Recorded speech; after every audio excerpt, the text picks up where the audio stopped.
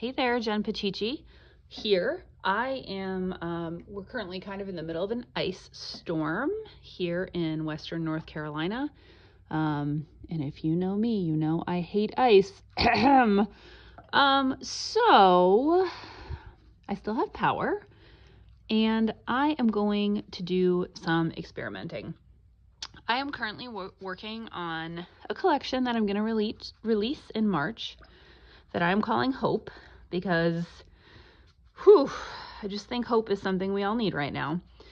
And as you may know, I make sort of torn paper landscapes, and a lot of times I add texture or I add details with pen, ink.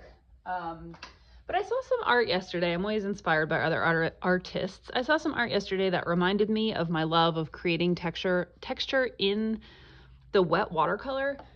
So I have this idea that I want to, you know what? I have a microphone. I'm not using it. Anyway, forgive me. I don't know how the sound will be.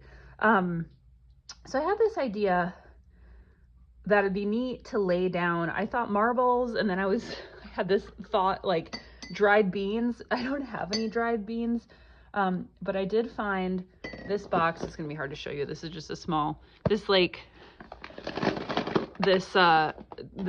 box, this construction box that we have, that my daughter got at a birthday party years ago, and it's filled with various items that I think if I lay them down on wet watercolor and let them dry, I think it might make a neat texture. So what I am going to do is just paint several sections in different colors and then lay down several different beads and different stuff on them. That's my plan. I don't know what else to try. So that's what I'm gonna do. And I'm just mixing up colors in my usual palette of greens, like sienna, ochre kind of colors, browns, and I'm doing it on this small little pad. None of this will probably end up in my collection, which is going to be larger paintings, but I'll probably make some mini paintings out of this, which eventually I will release on my website. That might be too yellow. So, oh, it sounds like my daughter is going to come in, so be prepared. Hello, darling. My lights started flickering. They did? Yeah. Is the power still on? Yeah. Yes? Yes. Okay, cool. I'm gonna sit here with you. Perfect.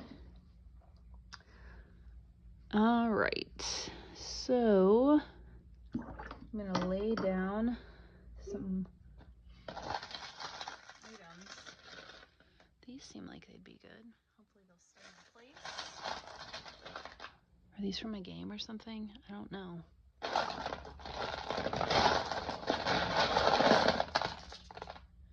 A lot of different things here. And this will probably take a long time to dry because it's kind of cold in my studio and we have that wet, yucky weather out there, and this may not work at all. It may be a complete and abject failure. There's just no telling.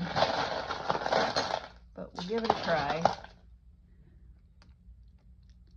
What would happen if I put something that rolls? That's what would happen. I guess they'll just, oh no. Okay, you are trouble. I should put something against this. Put that there so those don't roll away. I do have more of the flat ones. Then I have a lot of rolly things also. Oh, there's a tiny bead. In just a second, yes, I will. It's so cold. It is so cold in here.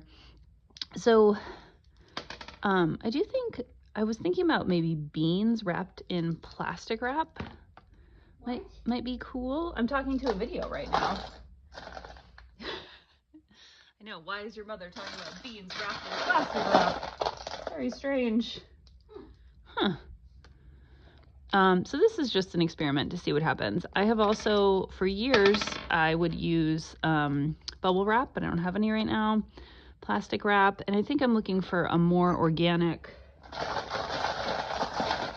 flow of shapes. And yes, I realize these are all going to get paint all over them. So, you know, so I was thinking plastic maybe on something would be good. But we're trying. Oh, more of those flat ones. Those stay in place better. And you really probably have to get it while it's wet, so I don't know. Yeah, I mean, I said it's going to stay wet for a while. Hopefully it will. I just really am looking for a way to create really interesting textures. You're welcome to leave, sweetie. I'll be there in a sec.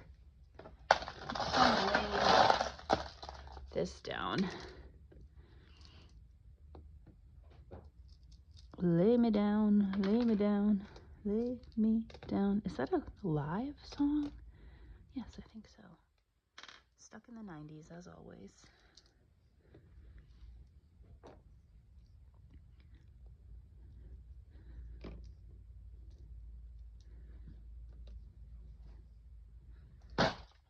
Okay, I guess let's see. Ideally, I could create something that I could lay onto this and lift back up all in one layer. But we'll see how this goes, and then I will see what I should do for my next experiment. I wonder if I should put something heavy on this. You know what? I'm just gonna leave it, and we'll take it off later. Okay, let's see what happens. It's a couple hours later. I don't really know how dry this is, but I'm gonna put, even if the spots that I take it off are kind of wet, I'm putting it over on this towel so any of these beads that I take off can dry. Eee. I wonder if I need to let them. So I see when I let them go, they are dissipating out. This was an unusual shaped one. This is actually a bead I made many, many years ago out of polymer clay. See, it's got a hole.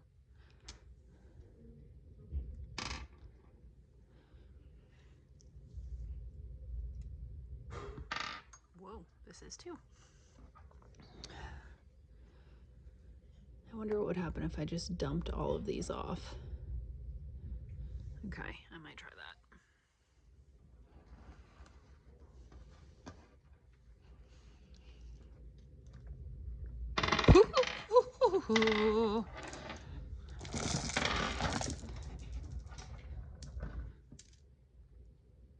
Okay, let's assess. I do like this area that had the flat beads, especially. There are things all over my floor now. Okay, I'll find them eventually. All right. So these probably need to dry more, but I like the way that one turned out. I wonder if there is a way. I can see myself getting tired of laying these out every single time. So I'm trying to figure out, like, if I put plastic wrap and put a flat layer of them and kind of like mush the plastic wrap against them so that they bulged out and then laid it out, and then I could easily clean it off. So that's an idea. I do not have any plastic wrap, but I could get some. So that's definitely my favorite part. This is interesting too, although I think I could get this kind of effect other ways. So I'm going to do some research for some other ways that I can create texture, or just like see what other ideas I come up with, because I do feel enthusiastic about getting back to creating more texture in the wet watercolors instead of creating it after. So stay tuned. I took that paper and I tore it into sections to use for a mini painting. This is something else that I had when I was lining stuff up. I didn't think there was enough contrast. I have scraps of paper everywhere in my studio. It's just how I roll. So these all came from that original thing I just made. This was from the section that I liked, but I felt it needed something, so I just added some white gel pen ink in the middle there. So now, and then I picked a nice dark background, put some stars, and I've got this half moon. So now I'm gonna go ahead and glue the whole thing down into one of my mini frames. And did I gather the supplies I needed? No. Luckily, this is close by. This is what I use to create my mini paintings. All my paintings, actually. It's acrylic matte medium. So I will, I can't talk and make art at the same time. unfortunately. But that's because language comes from one side of your brain and creativity comes from the other side, if I understand correctly. All right, so here's my dark background. This is really interesting, isn't it? Maybe I'll speed this part up.